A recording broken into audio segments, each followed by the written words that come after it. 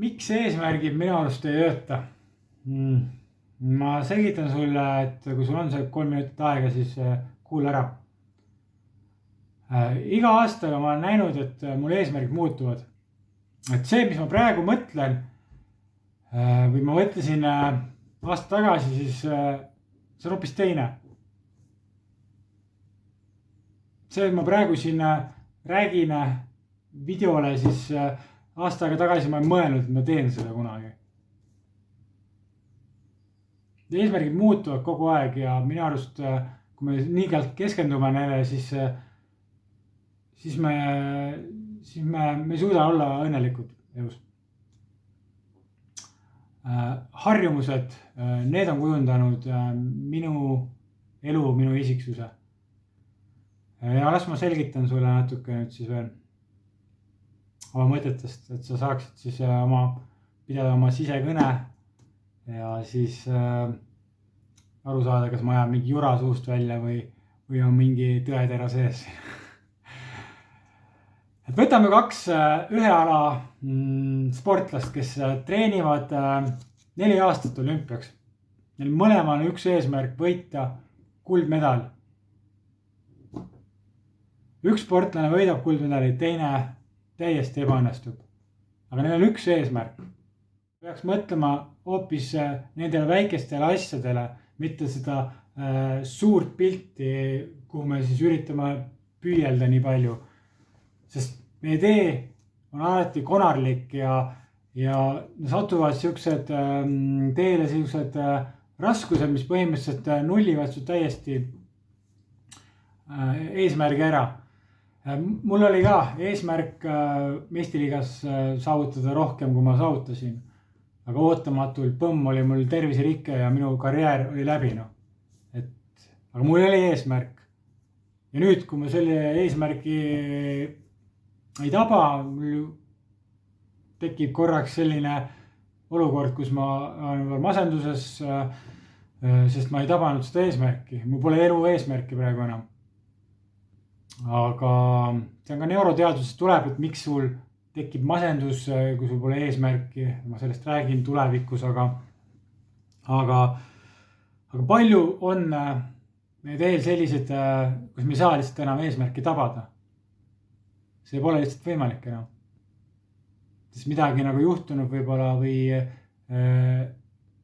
ongi sul täiesti kardinaalselt midagi muutus elus. Need igapäevased harjumused kujundavad sinu identiteedi või isiksuse. Ja need harjumused, head ja halvad, need ongi näitavad tegelikult kõige rohkem ja on kõige tähtsam su elus. Ma toon näite spordis nüüd või. Et võtame sellised sportlased nagu Tom Brady, Roger Federer, Cristiano Ronaldo ja LeBron James. Nad on oma tipu, nad on kõrges eas tegelikult juba spordi mõttes, aga nad on ikkagi oma tipus. Nad ei ole talendikad, aga neil on distsipliin. Aga see distsipliin kujunebki lõpuks harjumuste tasandile. Et neil on igapäevased kindlad harjumused, head harjumused, mida nad teevad. Ja mis erinevus siis on neil võib-olla teistes sportlastesse? Võtame kohe sellise uneharjumus. Kui sa uurid neid sportlasi, siis neil kõigil samal kui nimetasin on kindel unegraafik, unerežiim, mida nad jälgivad. Cristiano Ronaldo on oma unetreener. Ja nad teavad, kui tähtis uni on. Aga võtame kõrvale samasuguse sportlase, kes on, ütleme siis sama vääriline kui LeBron James, ta on sama andekas võib-olla, aga ta ei ole nii häid harjumus. Tema näiteks mängib kella 2 öösel näiteks Fortnite'i Xboxi peal. Aga neil trennis on selle mõttes, et on võib-olla tasemelt samamoodi, nad on, kui ta on väga andekas, siis ta suudab võistelda nendega, aga need sama harjumus tegelikult on väga määrav karjääri jooksul. See, kui ta kell 2 mängib, siis üks asi bioloogilises mõttes ta toodab keha, toodab vähem melatoniini, kasvuhormoon madalam, see tähendab, et kogu tema taastumisprotsess on kehvem. ja mingil hetkel võib-olla see sportlane saab ootamatult vigastada. Ta on eluvormis, ta ongi samal tasemel kui LeBron James, aga ta saab vigastada. Ja nüüd mõtledki, et nagu spordis ongi täiesti normaalne, aga seda vigastust keegi ei oska mõõta, et kas on tekkinud näiteks selle pärast, et sa oled vähe maganud. Ja seal on väga suur protsentuaalne number, kus on seotud sellega need vigastused ja vähene uni. Mina oleksin tippsportlase treener, siis mina esimese asjana laseksin tal osta Oura ringi, et see on siuke sõrmus, mis siis mõõdab und öösel. Ja see oleks mul väga hea näha, kui ma näha, kuidas sportlane on taastunud. Ta võib öelda küll mulle, et läheb normaalsele, aga tema jaoks võib-olla ongi kell 2, kui ta mängib Xboxi veel. Aga see nagu aitab mul treeneril aru saada, kuidas ta magab, sest uni on number 1 taastumisvahend. Siin ei ole mingit küsimuski. Ja seda alahinnatakse. Eestis vähemalt küll, ma arvan, spordis.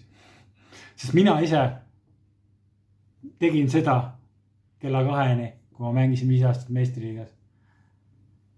Call of Duty't online'is. Ja nendel momentidel ongi kõige tähtsam just need head harjumused, mis lõpuks toovadki võib-olla selle sama olümpiasportlasele selle medali. Kuigi nad olid võib-olla samal tasemel, sama head. Teine oli võib-olla andekamgi. See, kellel see oli andekam, kes ebaõnnestus. Ja kui me liialt eesmärkidele keskendume, siis me võime olla ka õnnetumad. Küll on neid inimesi, kes on kõik saavutanud oma elus, aga nad on ikkagi õnnetud, sest neil sellepärast ei ole eesmärki ka. Aga see eesmärk, ütleme, siin ongi tähtis, et see eesmärk, kui sa tahad, siis eesmärk peab olema, mida sa ei saa saavutada. See on neuroteadus tuleb, et miks tekib peale eesmärkide saavutamist masendus. Ma seda selgitan tulevikus. Aga kui sa tahad, sa pead hoidma need eesmärgid võimalikult kaugel, et sa ei saaks neid hästi saavutada. Elon Musk ja ajaraha taga tahab Marsile saada. See Marsi saavutamine on teda juba pikka aega vedanud. Ära keskendu eesmärkidele, sest sa ei suuda neid teinekord saavutada. Keskendu igapäevasele harjumusele, mida sa teed, oma hommikurutiinid, mis on minu elu väga palju muutnud. Kindlad harjumused, mida sa teed. Sellega sa salvestad oma alateadvusesse, sa teed automaatselt neid. Miks motivatsioon on ülehinnatud, ongi see, et ma ei tea, võtame see 1. jaanuar, lähme jõusaali ja hakkame kangi lõhkuma ja siis märtsiks on kõik kadunud sealt. Sest see ei ole nende harjumus. See on lihtsalt mingi motivatsioon, eesmärk, võtta kaalust alla 10 kilo, saada tugevamaks, kasvatada lihast, et see on lihtsalt lühiajaline eesmärk, mis võib ära kaduda.